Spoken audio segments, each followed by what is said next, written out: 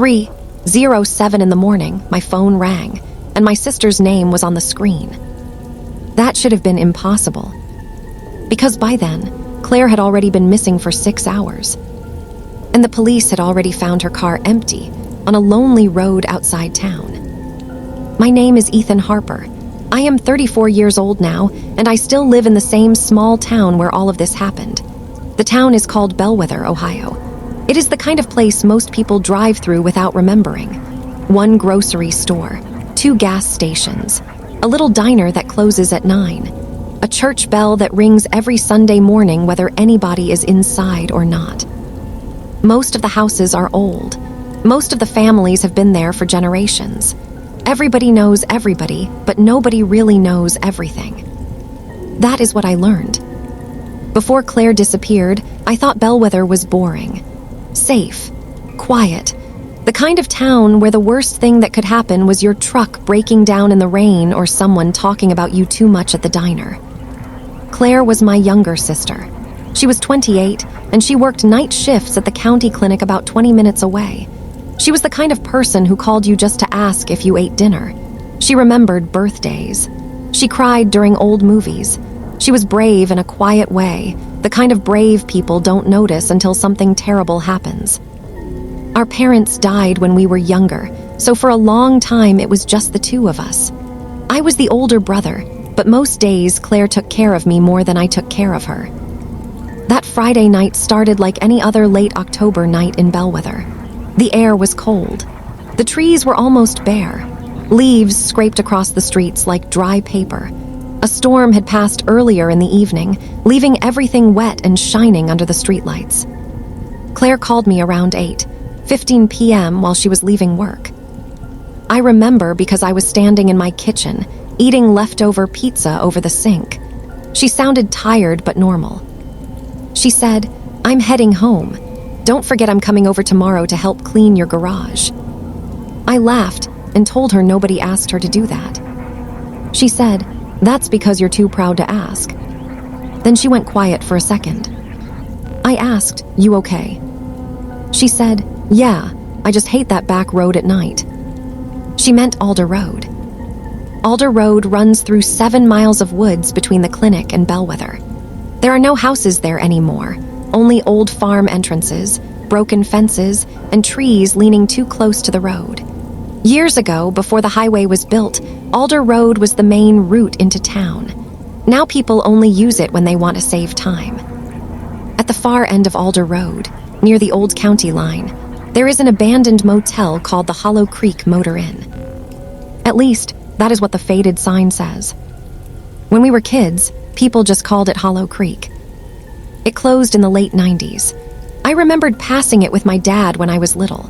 It had a long row of rooms, a dead swimming pool, a front office with big glass windows, and a red neon sign that used to blink all night. By the time I was old enough to drive, the sign was dark, half the roof had caved in, and weeds had swallowed the parking lot. Claire hated that place. Everybody in town did. I told her to take the highway instead. She said, "It adds 15 minutes. I said, "So what?" She laughed softly and said, "You sound like Dad." Those were the last normal words she ever said to me. At 9:02 p.m., I got a text from her. "Almost home." At 9:18 p.m., I sent back a thumbs up. At 9:43 p.m., my phone rang. It was Sheriff Dalton. I had known Sheriff Dalton most of my life. He was a heavy-set man with gray hair and a voice that always sounded tired. When he said my name, I knew something was wrong before he explained anything. He told me a state trooper had found Claire's car on Alder Road, about half a mile from Hollow Creek. The engine was off. The driver's door was open. Her purse was still inside. Her phone was not. There was no sign of a crash. No blood. No broken glass. Nothing. Just an empty car, sitting on the shoulder under wet trees. I remember dropping my glass in the sink. I remember asking him if she had walked home. I remember him saying they had units checking the road and woods, and they needed me to stay available. but I didn't stay available. I grabbed my jacket and drove straight to Alder Road. The police had already blocked part of it off. Red and blue lights flashed against the trees. Rainwater dripped from branches.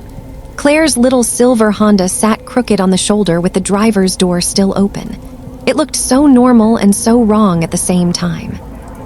I tried to get close, but a deputy stopped me. I shouted Claire's name into the woods until my throat hurt. Nobody answered.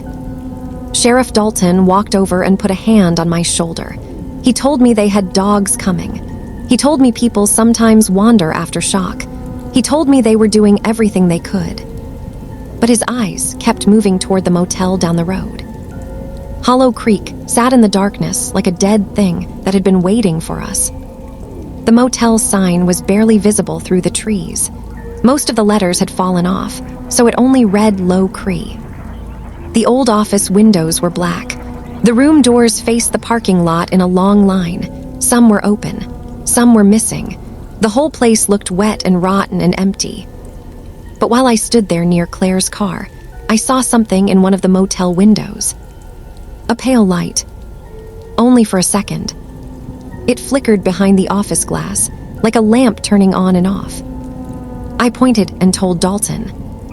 He looked at the motel, then looked back at me. He said, "That place has no power." Then he told one of the deputies to check it. 2 officers walked toward the motel with flashlights. I watched their beams move across the office windows, the doors, the weeds, the dead pool. They came back 10 minutes later and said nobody was there. No fresh tracks. No open rooms, besides the ones that had been open for years. No Claire. By midnight, more people had joined the search. Volunteers, firefighters, men with flashlights, women calling Claire's name from the roadside. Someone brought coffee in a cardboard box from the diner. Someone else handed me a blanket, though I wasn't cold. At 1:30 a.m., Sheriff Dalton told me to go home. I refused. At 2:15 a.m., he told me again. This time he said, "Ethan, you're not helping her by collapsing out here." I wanted to argue, but my legs were shaking. My clothes were damp. My mind felt like it had been pulled apart. So I drove home. I remember every second of that drive. The road was empty. The whole town was dark. The stoplights blinked red even though there were no cars waiting. My hands gripped the steering wheel so tightly my fingers hurt. When I got home, I left every light on. I sat at my kitchen table with my phone in front of me. I kept calling Claire. Every call went straight to voicemail. Her voice would come on, warm and cheerful, saying, "Hey, it's Claire. Leave me a message unless you're Ethan, then stop worrying. I'm probably fine." I must have listened to that message 20 times. At 3:07 a.m., my phone rang. The screen lit up. Claire Harper. For a few seconds, I just stared at it. Then I answered so fast, I almost dropped the phone. I said, "Claire." There was only static. Not normal phone static. It sounded deep and wet, like wind blowing through a tunnel full of water. I stood up from the kitchen table. I said, "Claire, where are you?" For a moment, I heard nothing. Then her voice came through. Small. Far away. "Ethan." I almost broke down. I said, "Claire, oh my God, where are you? Tell me where you are." The static grew louder. Then she whispered, "Don't talk loud." I froze. Behind her voice, I heard something else. A bell. A tiny bell ringing once, like the bell above the door of an old shop. Then I heard rain. But it wasn't raining outside my house anymore. I said, "Claire, are you hurt?" She breathed into the phone. Her breathing was fast but controlled, like she was trying not to panic. Then she said, "I'm at the motel." My stomach turned cold. I said, "Hollow Creek." She said nothing for 3 seconds. Then she whispered, "Room 9." I grabbed my keys from the table. But before I could move, Claire said, "No, listen to me first." The way she said it stopped me. Her voice sounded wrong. Not fake, not like someone pretending to be her. It was Claire, but it sounded like she was standing in a huge empty space, not holding a phone. Her words echoed softly, like they were bouncing off old walls. She said, "There's a phone in the wall." I said, "What?" She said, "It rings when someone is missing." I didn't understand. I kept asking where she was, what happened, who had her. But she kept talking like she only had a few seconds, like she had practiced these words in the dark. She said, "If you come here, don't answer anything." Then the static cracked. I heard something move near her. A slow scrape. Then a voice in the background whispered, "Who is that?" It was not Claire's voice. It was a woman's voice. Old. Soft. Almost polite. Claire's breathing stopped. I pressed the phone tighter to my ear. The old woman in the background said, "Claire, who did you call?" Claire whispered, "Nobody." Then the line went dead. I stood in my kitchen with the phone pressed to my ear, listening to silence. For a few seconds, I couldn't move. Then my phone buzzed. A voicemail. From Claire. The timestamp said 3:07 a.m. My hands were shaking so badly, I could barely press play. At first, it was only static. Then I heard Claire whispering, "Ethan, if this saves, don't come alone. And don't trust the room numbers. Room 9 is not room 9 after 3. There was a pause. Then the old woman's voice said, much closer this time, "Phones are for guests only." Claire gasped. Then came the sound that I still hear in my dreams. A motel room door opening. Not slamming, not creaking. Just a soft click. Then Claire whispered, "She has your voice." The voicemail ended. I called Sheriff Dalton immediately. He answered on the second ring. I told him Claire had called me.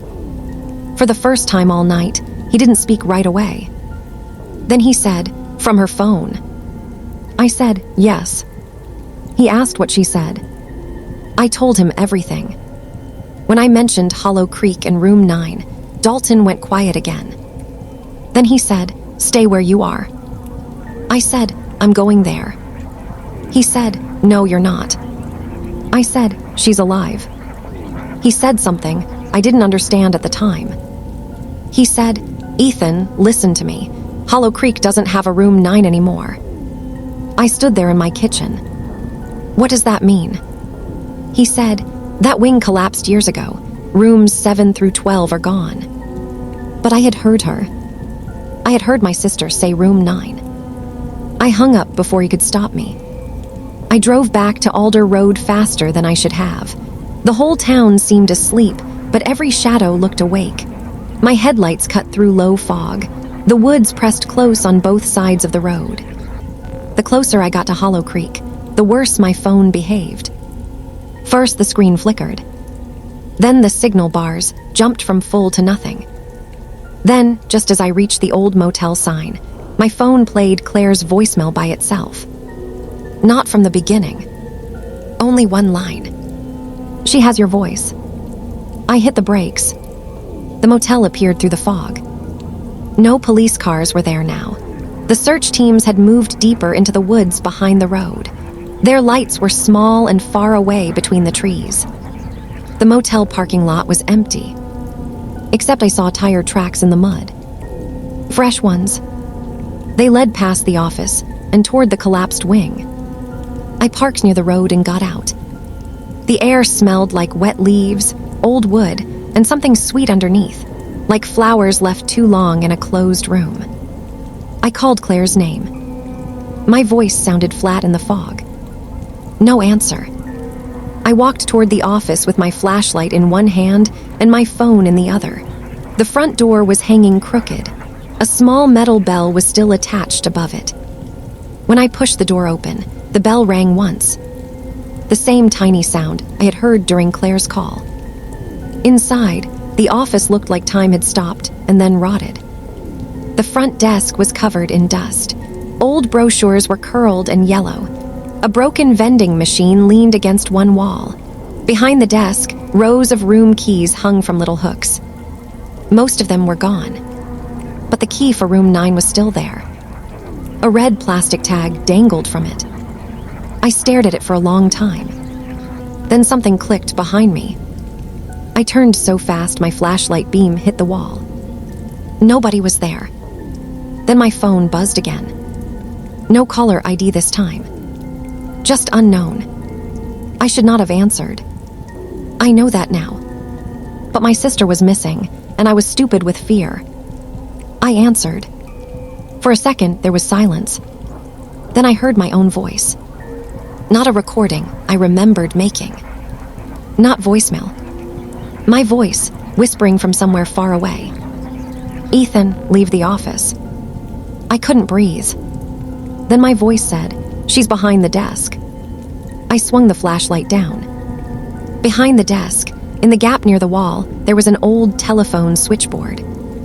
I had seen pictures of things like that in museums. A wooden panel with holes and cords and little metal labels. It looked impossible that it was still there, hidden under dust and spider webs. One cord was plugged in.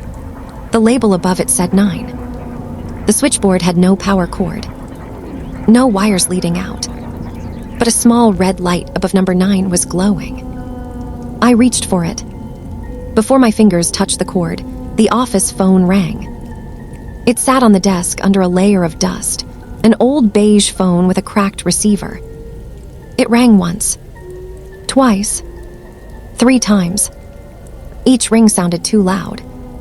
I backed away. Then Claire's voice came from the receiver, even though nobody had picked it up. Ethan. I whispered, Claire. The phone rang again. This time, the receiver jumped slightly in its cradle. I remembered what she said. Don't answer anything. I stepped back from the desk. Then the old woman's voice came from somewhere inside the office. You're not a guest. My flashlight flickered. I turned in a slow circle. Nobody. Then the front door of the office closed by itself. Not hard. Just gently. Like someone had entered and didn't want to make noise. I ran to the door and pulled it open. The bell rang again. I rushed outside into the fog. That was when I saw room 9. Sheriff Dalton had told me rooms 7 through 12 were gone. He was right. The right side of the motel had collapsed years ago. The roof was broken. The walkway was gone. Rooms 7, 8, 9, 10, 11, and 12 were nothing but a dark pile of wood, brick, and weeds. But in the fog behind the collapsed wing, a motel door stood by itself. Just one door. White paint. Brass handle. A black number 9 screwed to the middle. There were no walls around it. No room. Just a door standing upright in the grass. And under it I saw light. Warm yellow light, like a lamp inside a motel room. I don't know how long I stood there. Then my phone rang again. Claire Harper. I did not answer. The phone kept ringing as I walked toward the door. Every step felt wrong. The ground seemed softer than it should have been. My breath came out white in the cold air. The fog moved around the door like it was breathing. When I was close enough to touch it, the ringing stopped. Then Claire knocked from the other side. 3 soft knocks. Ethan, she whispered. I put my hand on the door. Claire, are you in there? She said, I don't know. That answer broke something in me. I reached for the handle. Then another voice spoke from behind the door. My voice. Clear. Calm. Open it. I stepped back. Claire whispered, no. The handle began to turn on its own. I ran. I ran across the parking lot, past the dead pool, past the office, back toward my car. Behind me, the motel door opened. I didn't look back until I reached the road. When I turned, the door was closed again. The yellow light under it was gone. My phone buzzed. Another voicemail. This one was only 12 seconds long. I pressed play before I could stop myself. Claire was crying quietly. Then she said, he came because I called. A pause. Then the old woman whispered, "They always do." After that, I finally did what I should have done earlier. I waited for Sheriff Dalton. He arrived with 2 deputies 5 minutes later. I expected him to be angry, but he looked scared. Not surprised. Scared. He didn't ask me to explain. He only looked toward the collapsed motel wing and said, "Did you answer the office phone?" I said no. His face changed with relief. Then I asked him what was happening. For a long time, he didn't answer. Finally, he told the deputies to stay near the cars. Then he took me aside by the old motel sign. He said Hollow Creek had always been a problem. Not crime exactly. Not in any way people could explain. Just disappearances. A truck driver in 1984, a waitress in 1991, a teenage boy in 1997, a man from Indiana in 2002, a woman passing through in 2011. Different people, different years, same road, same time, just after 3 in the morning. Most of them were last seen near Hollow Creek. And in every case, someone they loved got a call afterward. A final call. A voicemail. A message that sounded like the missing person asking for help. Sometimes the caller said they were in a motel room. Sometimes they said they were in the office. Sometimes they gave a room number that no longer existed. And when the loved one went looking alone, some of them disappeared too. I stared at Dalton while he spoke. I wanted to hate him for not warning me. I wanted to ask why the motel was still standing, why the road was still open, why nobody had burned the place down. He answered before I asked. He said people had tried. Fires went out. Bulldozers broke down. County orders disappeared from files. Once, a crew came to tear down the office. The foreman got a call from his mother, who had been dead for 9 years. He quit that same day and never returned. I asked Dalton if Claire was alive. He looked at the ground. Then he said, "I don't know what alive means in there." Those words almost made me hit him. But then something rang from inside the motel office. The old desk phone. The sound carried across the parking lot. One deputy took a step back. The other whispered, "Sheriff." Dalton raised his hand. The phone rang again. Then again. Then my cell phone rang too. Claire Harper. Dalton looked at my screen. He said, "Do not answer." I didn't. The call stopped. A voicemail appeared. Dalton told me not to play it. I played it anyway. This time, the recording began with the sound of a motel shower running. Then footsteps. Then Claire's voice, very close. "Ethan, I found the others." My eyes filled with tears. She said, "They're not dead, but they're not here." Behind her, I heard voices. Many voices. Men, women, even a child. All whispering at once. Then Claire said, "The rooms don't hold people, they hold calls." I didn't understand. Then she said, "Every call that was never supposed to happen." The recording crackled. The old woman spoke next. She sounded almost kind. "Tell him the truth, dear." Claire breathed in. Then she said, "It uses our voices to bring the next person." There was a long silence. Then Claire whispered, "Ethan, if you hear me again, it might not be me." The voicemail ended. No one spoke. Even Sheriff Dalton looked like he might be sick. He told me to go home and lock my doors. He said they would block the road and bring more people at daylight. But I knew daylight wouldn't matter. Claire had called me from a place that did not care about daylight. For the next 3 days, the official search continued. Helicopters flew over the woods. Dogs searched the creek beds. Volunteers walked in lines through mud and brush. The motel was taped off. Deputies guarded it day and night. They found Claire's phone on the 3rd morning. It was lying on the front desk, inside the office. The battery was dead. The screen was cracked. The strange part was, police said the phone had not made any outgoing calls after 9:02 p.m. on the night she disappeared. No call to me at 3:07. No voicemails. No unknown calls. Nothing. But the recordings were still on my phone. I played them for the sheriff. I played them for the state police. I even sent copies to a technician. Everyone heard them. Nobody could explain them. A week later, I went back to Hollow Creek in daylight. Not alone, Dalton came with me. The motel looked smaller in the sun, sadder, just an old ruined building beside a dead road. There was no standing door in the grass. No room 9. No yellow light. Only the collapsed wing and wet leaves. Inside the office, the switchboard was still behind the desk. But the red light above number 9 was dark. The old phone sat on the desk. I asked Dalton if I could touch it. He said no. Then it rang. In broad daylight. Once. We both froze. It rang again. Dalton reached for his radio. Before he could speak, the receiver lifted off the cradle by itself. Just an inch. Claire's voice came out of it. Not through a speaker. Not loud. Just enough for both of us to hear.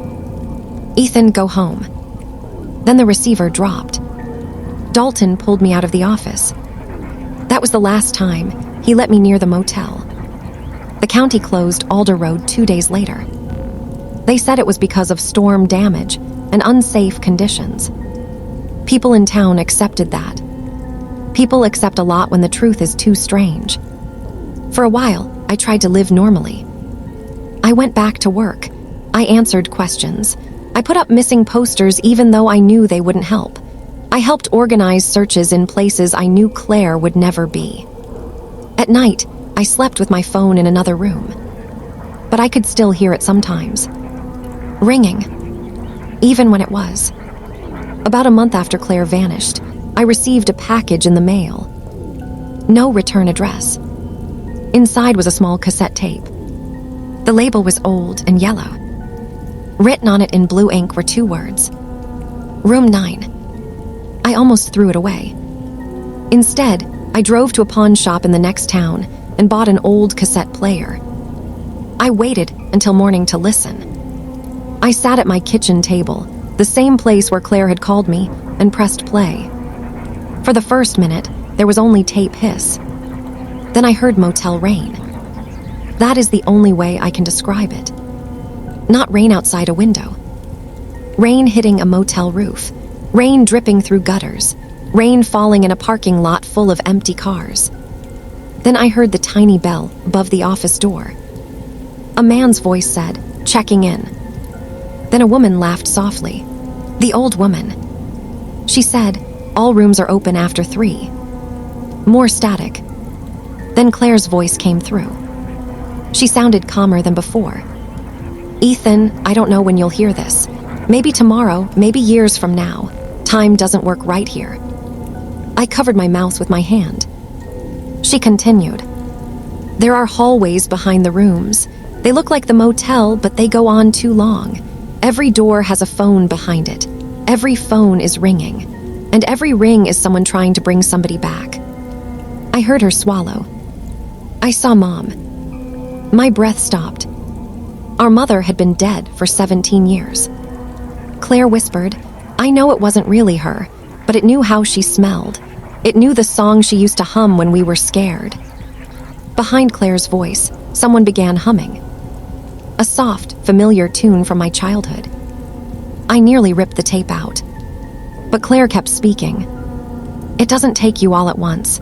It waits until you answer. It waits until you believe the voice." Then she said something that still haunts me more than anything else. "I think I answered you." The tape clicked. Her voice came back, closer. "I heard you calling from room 9. You said you were hurt. You said you needed me, so I opened the door." A long silence followed. Then Claire whispered, "But you were never here." I sat there shaking. Because on the night she disappeared, I had not called her after 9:18. I had not spoken to her again until 3:07. But something at Hollow Creek had used my voice first. It had called her from a room that didn't exist. It had made her believe I needed help. That was why she stopped on Alder Road. That was why her car door was open. That was why she walked toward the motel. Not because she was taken by a stranger. Not because she was lost. Because she thought she was saving me. The tape kept playing.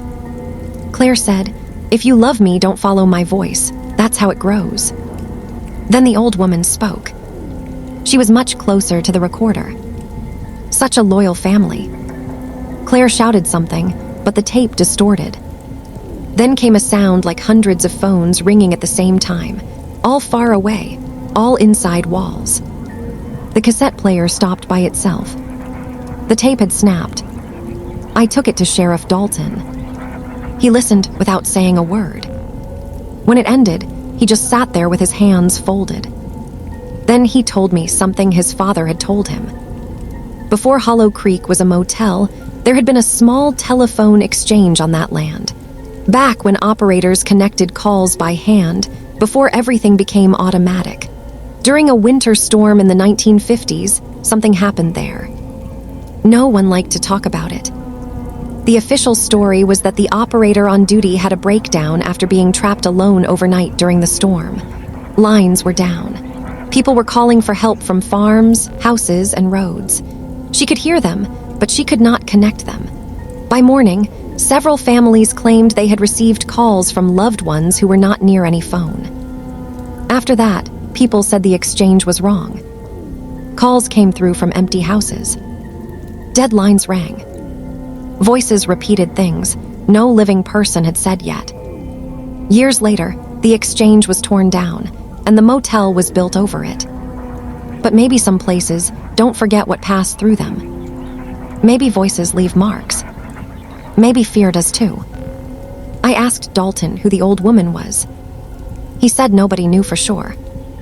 But there was a photograph in the town archive of the last telephone operator. Her name was Evelyn Marr. In the picture, she stood in front of the old exchange building, wearing a dark dress and a small, polite smile. Behind her, on the wall, was a switchboard. The same kind, hidden behind the desk at Hollow Creek. I asked if Evelyn died there. Dalton said no. That was the strange part. She vanished. The morning after the storm, the exchange was locked from the inside. The chair was pushed back. A cup of coffee sat untouched. Every cord on the switchboard had been plugged into the same number. 9. They never found her. After hearing that, I stopped hopping in the normal way. I still wanted Claire back. I still do. But I understood that Hollow Creek was not a place you could search with flashlights. It was a place that searched you. It found the voice you would follow. It found the person you would open a door for. And then it rang. Months passed. The missing posters faded. The road stayed closed. The motel was fenced off with warning signs, but kids still dared each other to get close. Some said they heard phones ringing in the woods at night. Some said they saw a woman behind the office window. I avoided that side of town. I changed my number twice. It didn't matter. Every few weeks, always around 3:07 in the morning, my phone would light up. Claire Harper.